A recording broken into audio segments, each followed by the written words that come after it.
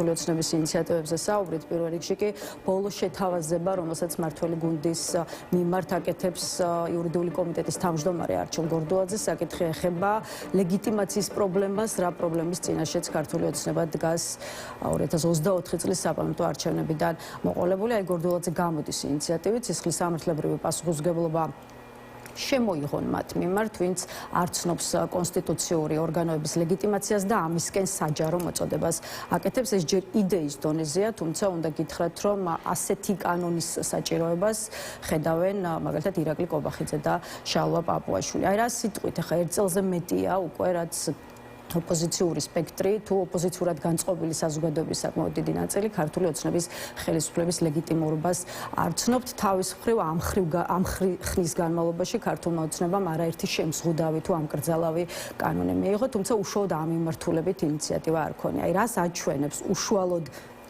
ლეგიტიმაციის პრობლემაზე საუბრის დაწყება და აი თუ კი ასეთი კანონი მართლაც ამოქმედდება, საინტერესოა როგორ შეიძლება მან პრაქტიკაში იმუშაოს. სამომშვიდობის კიდევ ერთხელ მადლობა. ანუ ეს კანონი მიუთითებს პირდაპირ იმაზე, რაზეც საუბრობენ ივანიშვილის ეს არარაობები, ხო?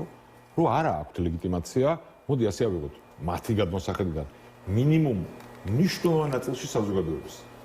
ხო? და ამ პრობლემის გადაჭერა უნდათ რეპრესიით. მთელი მუღამიც ლეგიტიმაციის იმაშია, რომ ეს ლეგიტიმაცია მოქალაქეებმა და საზოგადოებამ უნდა მოქცენ თავისით. ძალით ლეგიტიმაცია არ არსებობს, ძალით ლეგიტიმაცია არის დიქტატურა. ხო? ანუ და ამიტომ თავისთავად როცა კითხულობენ ხოლმე, აი რაში გამოიხატება, როცა იძახით, რომ ლეგიტიმაცია არ აქვს, აი ამაში. მათ შორის, როცა გჭირდება ამაზე საუბარიც კი ახლა მაგ სპექტაკლზე მაგ შეთავაზა და გაიზიარებენ თუ არა, ამაში არც შევალ ამ დისკუსიაში, როგორც გადაწყვეტავს ვისაც დელეგირებული აქვს ივანიშვილისგან, რომელ არარაობასაც კობახიძეს ვთქვათ, ხო? ეს საკითხი თუ ავა თვითონ მათ პატრონამდე, რომელიც მუდმივად ამცირებს მათ ამ ივანიშვილამდე, ისე გადაწყდება ეს საკითხი, ამ ნაბიჯს დგავენ თუ არა. ოღონდ ვიმეორებ კიდევ ერთხელ, იმის და მიუხედავად, გადადგავენ თუ არა ნაბიჯს თუ გაწელავენ და დისკუსია ექნება, თუნდაც კომიკურია, ხო?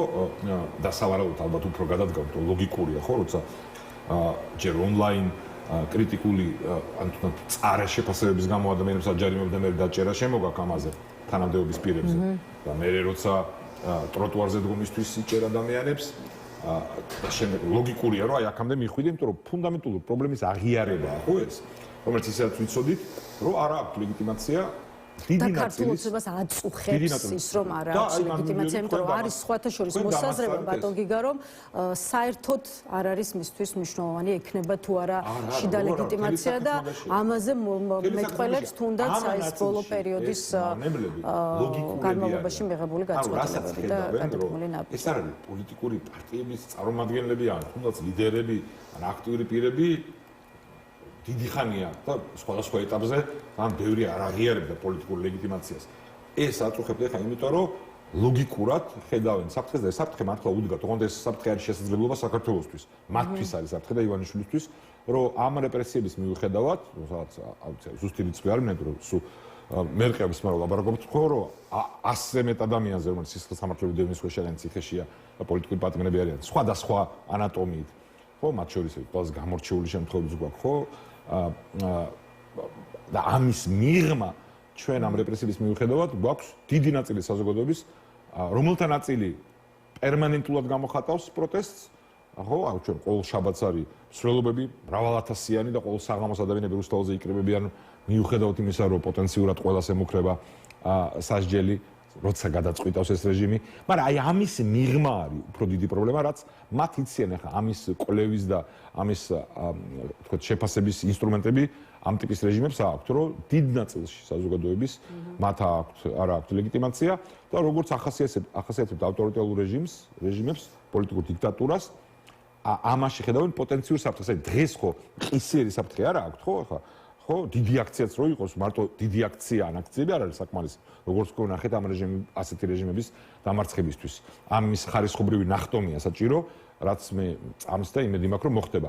მაგრამ პოტენციას ხედავენ ამაში, რომ გატეხილი არ ყავთ ქართული საზოგადოება და მის გატეხვას ცდილობენ.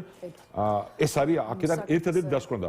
პასუხი ამაზე საზოგადოების მე მჯერა რომ იქნება და პოლიტიკური პარტიების და აქტიური მოქალაქეების გაგრძელება ამ მიმართულებით საზოგადოების კონსტიტუციის გაფართოების, ანუ მარტო იმის კი არა, ვინც არ აძლევს ლეგიტიმაციას, ანუ არ მიიჩნევს მათ პოლიტიკურად ლეგიტიმურებად, არამედ ვინც ამ პოზიციას აქტიურად და პროტესტით, მშვიდობიანი პროტესტით გამოხატავს. აი როგორ ფიქრობთ, კანონები, რომლებიც რეპრესიულად ფასდება საზოგადოებაში და რიგით მოქალაქეებში აჩენს შიშს, თუ პირიქით იზრდება გაბრაზებული ადამიანების რაოდენობა? იცით რა, არ მინდა რომ ისე გამომივიდეს, რომ თავისთავად რაღაცა შეკავების ეფექტი აქვს ახლა ადამიანებს ყოველ თავის ცხოვრებაში, მით უმეტეს ადამიანებს, ვისაც უამრავი პრობლემა აქვს და თავის ოჯახი უნდა არჩინოს და 1000 პრობლემა აქვს.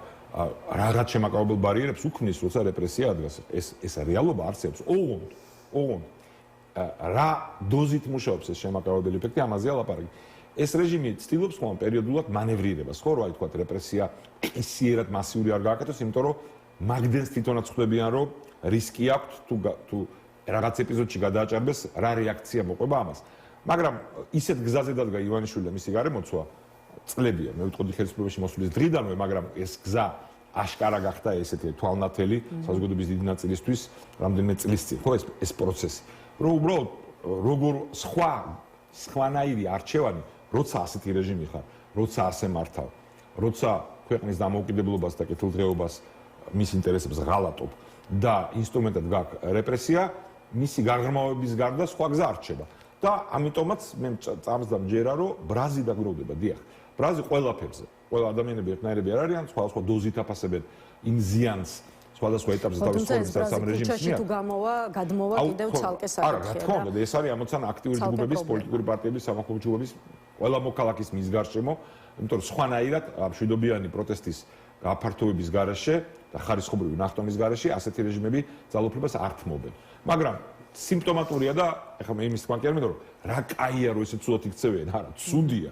ოღონდ როგორც თავად ბზანეთ და იგივე აზრზევართ ამ საკითხში, ის რომ მათ დაჭირდათ ამ რეპრესიული კანონების შემდეგ ამ საკითხზე ფოკუსირება, ეს არის უტყუარი სიმპტომი თუ როგორი კრიზისი აქვს მორალური შიგნით.